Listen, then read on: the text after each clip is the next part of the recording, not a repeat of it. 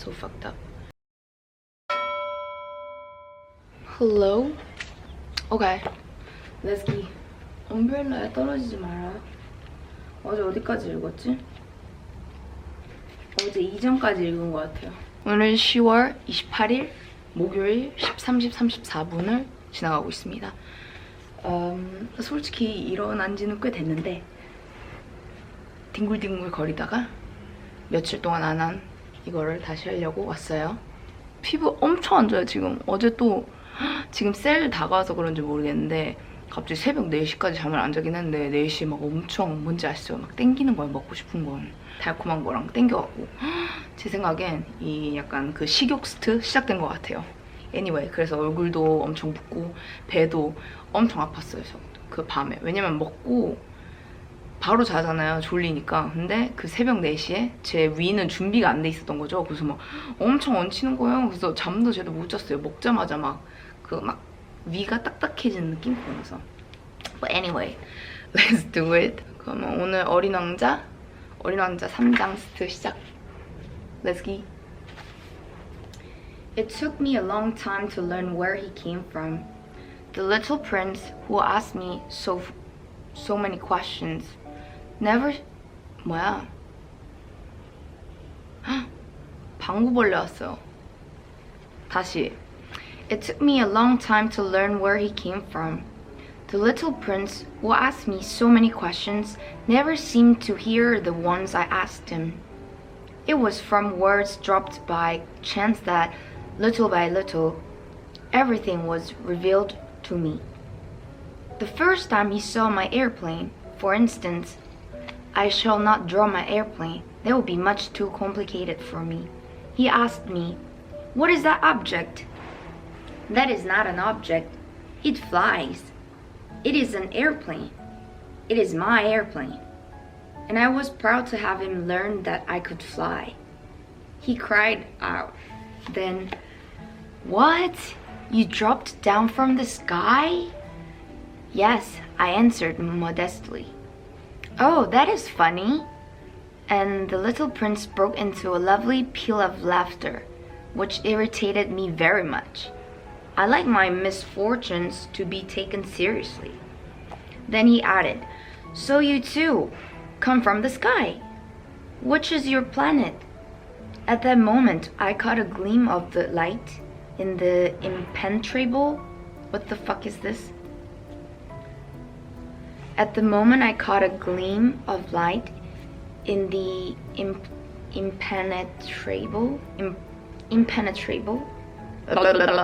impenetrable mystery of his presence, and I demanded abruptly. What is this? Abruptly? 이렇게 발음하는 거 맞나? And I demanded abruptly. Okay. And I demanded abruptly, "Do you come from another planet?" But he did not reply. He tossed his head gently without taking his eyes from my plane. "It is true that on that you can have come from there far away." And he sank into a reverie. What the fuck is this again? Reverie. And he sank into the reverie, which lasted a long time. Then taking my sheep out of his pocket, he buried himself in the contemplation of his treasure. You can imagine how my curiosity was aroused by this half-confidence about the other planets. I made a great effort, therefore, to find out more on this subject. "My little man, where do you come from? What is this, where I live, of which you speak? Where do you want to take your sheep?" After a reflective silence, he answered, "The thing that is so good about the box you have given me is that at night he can use it as his house." "That is so. And if you are good, I will give you a string too, so that you can tie him during the day and a post tie him too."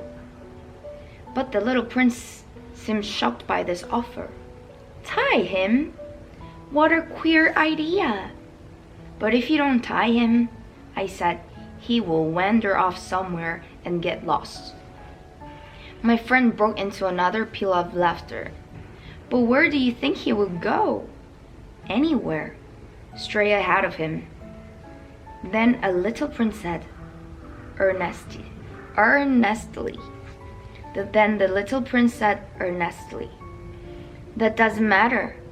Where I live, everything is so small. And with perhaps a hint of sadness, he added, straight ahead of him, nobody can go very far. I had thus learned a second fact of great importance.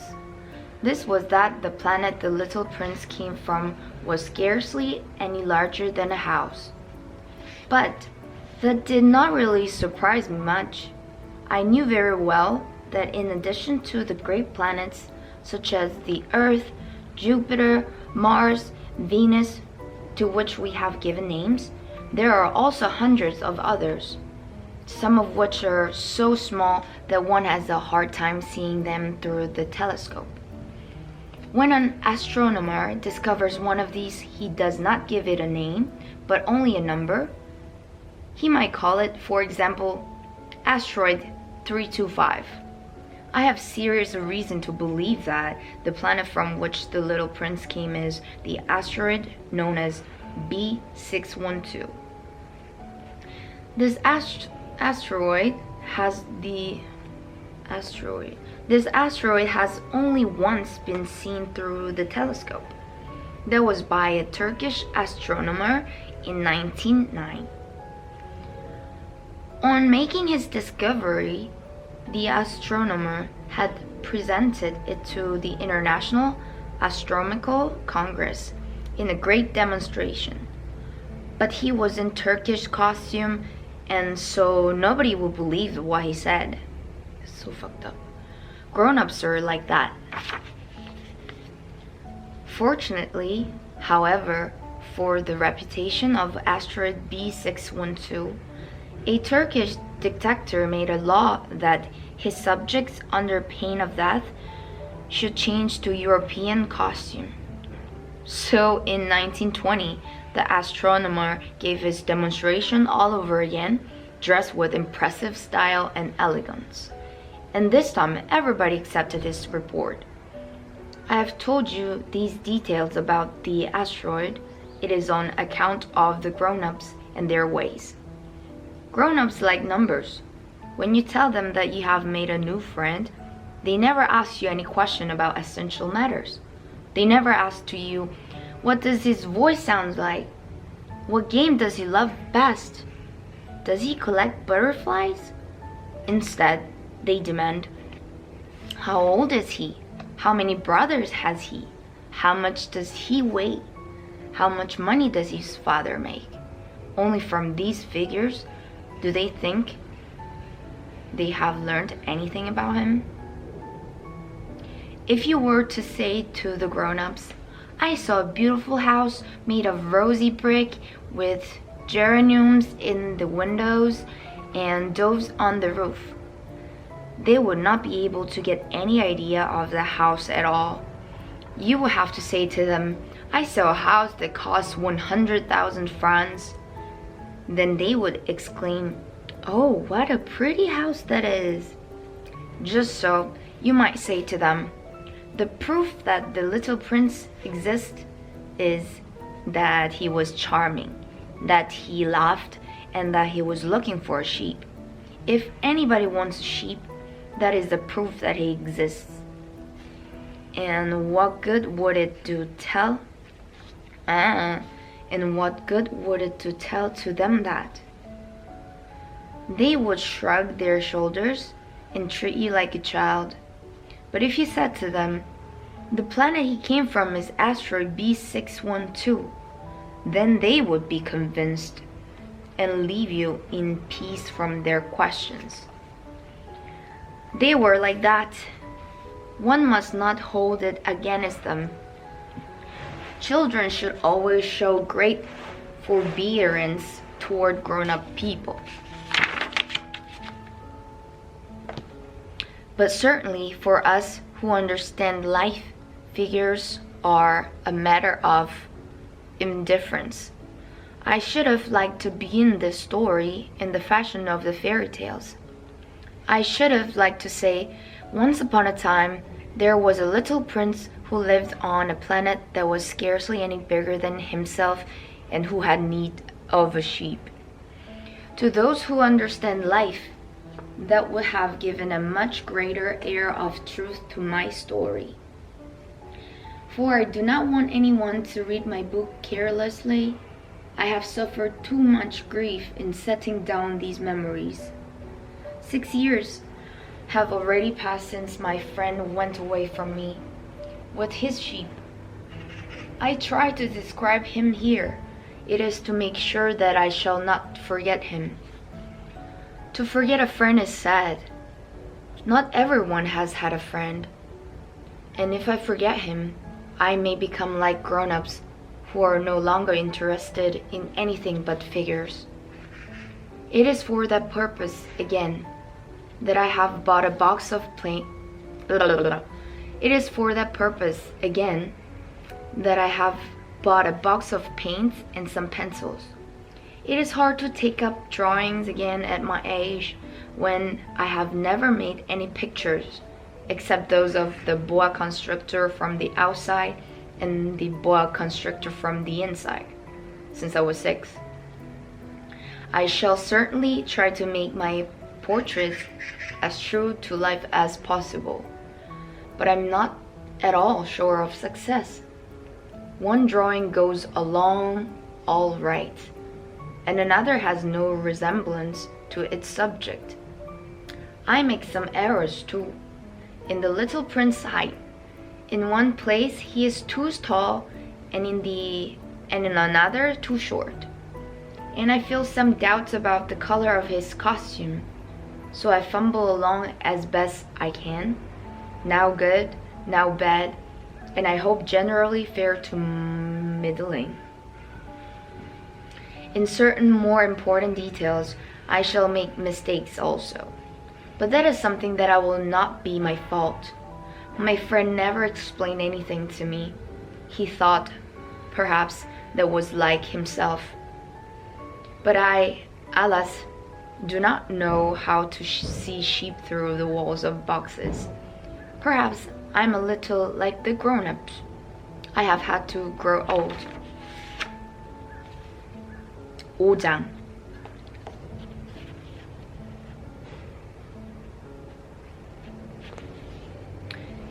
As each day passed, I would learn in our talk something about the little prince planet, his departure from it, his journey. The information would come very slowly, as it might chance to fall from his thoughts. It was in this way that I heard. On the third way, about the catastrophe of the baobabs. This time once more, I had the sheep to thank for it. For the little prince asked me abruptly, as if seized by a grave doubt, "Is it true, isn't it, the sheep eat little bushes?" "Yes, that is true." "Ah, I'm glad." I did not understand why it was so important that sheep should eat little bushes. But little prince added, "Then it follows that they also eat baobabs?" I pointed out to the little prince that baobabs were not little bushes, but, on the contrary, trees as big as castles, and that even if he took a whole herd of elephants away with him, the herd would not eat up one single baobab. The idea of the herd of elephants made the little prince laugh. "We would have to put them one on top of the other," he said. But he made a wise comment. "Before they grow so big, the baobabs start out by being little." "That is strictly correct," I said. "But why do you want the sheep to eat the little baobabs?" He answered me at once. "Oh, come," as if he were speaking of something that was self-evident. And I was obliged.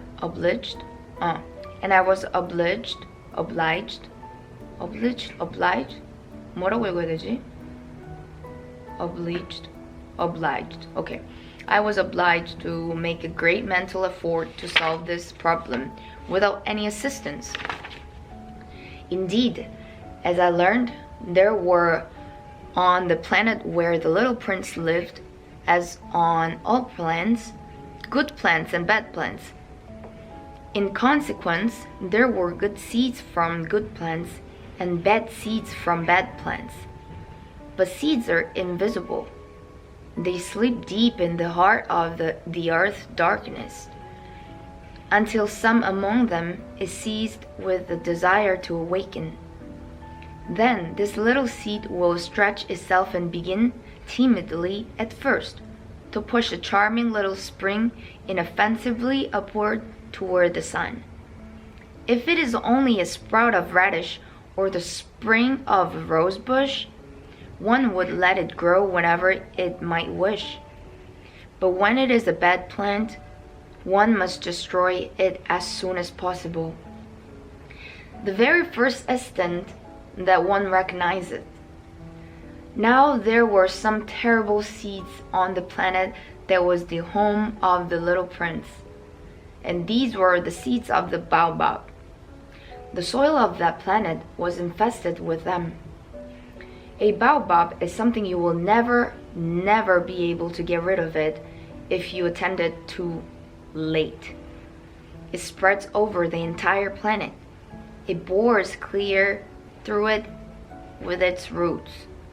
And if the planet is too small and the baobabs are too many, they split in pieces.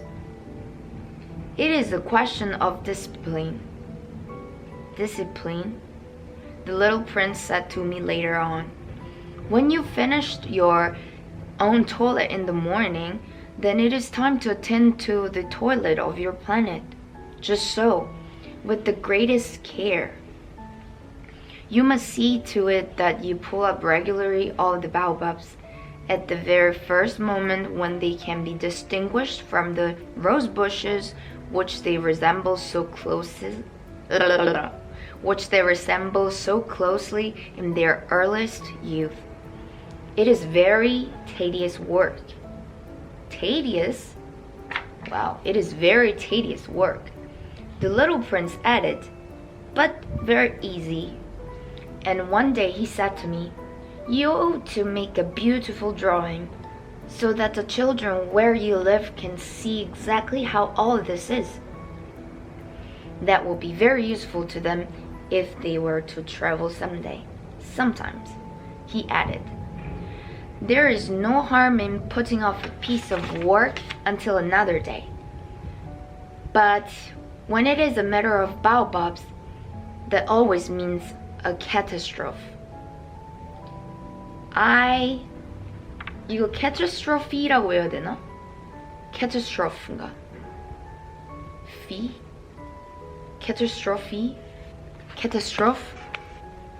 catastrophe or catastrophe? 이 있으니까 catastrophe라고 할까? Always means a catastrophe. I knew a planet that was inhabited by a lazy man. He neglected three little bushes. So as the little prince described it to me, I have made a drawing of the planet. I do not much like to take the tone of the moralist, but the danger of the baobab is so little understood, and such considerable risks will be run by anyone who might get lost on an asteroid, that for once I'm breaking through my reserve. Children, I say plainly, watch out for the baobabs. My friends, like myself, have been skirting this danger for a long time, without ever knowing it, and so it is for them that I have worked so hard over this drawing. The lesson which I pass on by this means is worth all the trouble it has cost me. Perhaps you will ask me, why are no other drawing in this book as magnificent and impressive as this drawing of the baobabs? The reply is simple. I have tried. but with others I have not been successful. When I made the drawing of the baobabs, I was carried beyond myself by inspiring force of urgent necessity.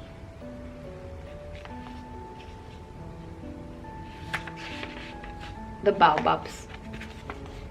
오늘은 3장 읽었으니까 끝났나? 내일부터 내일. 오늘은 여기까지.